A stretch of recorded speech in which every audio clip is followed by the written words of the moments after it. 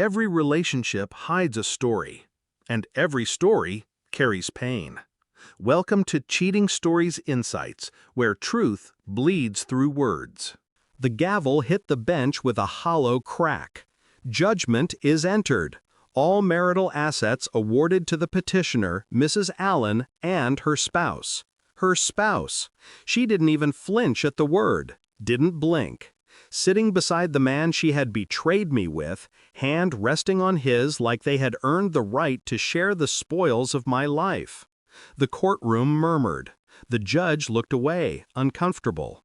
I only smiled, because while she thought this was the ending, I knew it was only the prologue. It hadn't started in court, it had started at home.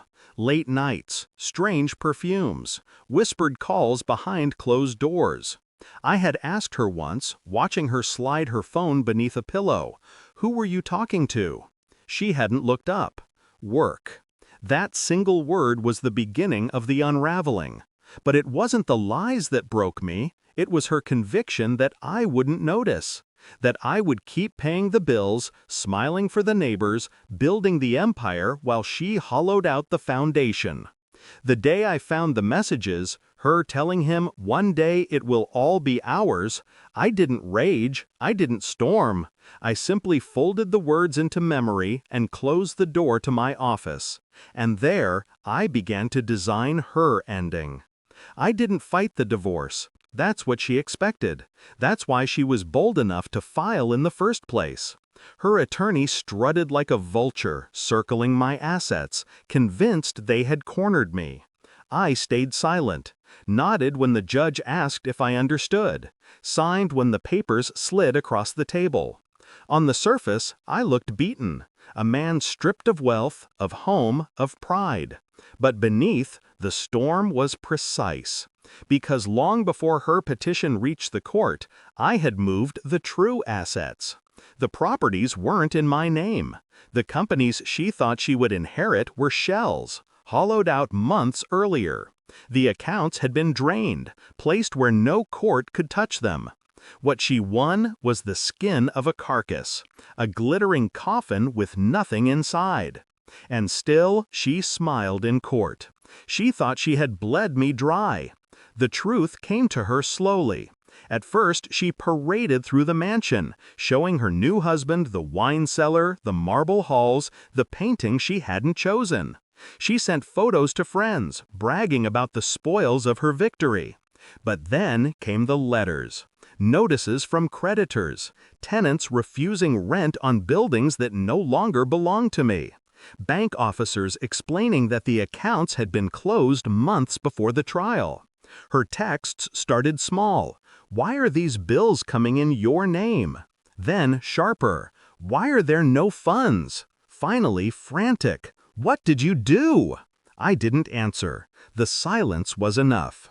It wasn't until she cornered me in the parking lot of the courthouse that I let her see the truth.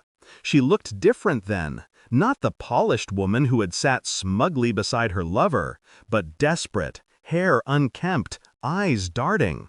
"You can't do this to me," she hissed. "You can't just walk away with everything." I studied her, calm.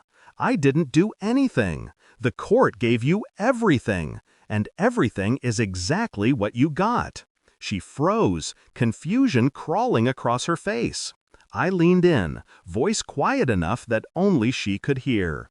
"You thought you were clever. You thought you could steal what you never built. But you only won the debts, the walls, the hollow shell of what used to matter. The rest was gone long before you arrived." Her lips trembled. "You tricked me." I smiled. "No, you tricked yourself. You believed your own lies." Her new husband stood behind her, silent, realization dawning too late. And in that moment, watching the empire they believed was theirs crumble into dust in their hands, I felt no anger, no grief, only justice. She still calls sometimes, not with love, not with apologies, but with rage. Blaming me for the foreclosure notices, the unpaid taxes, the auctioned furniture. I don't answer. Her voice belongs to another life.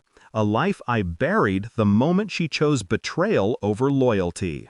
People think revenge is fire, wild and consuming. They're wrong. True revenge is ice. Cold, slow, absolute. It doesn't burn. It freezes the betrayer in the ruins they built for themselves.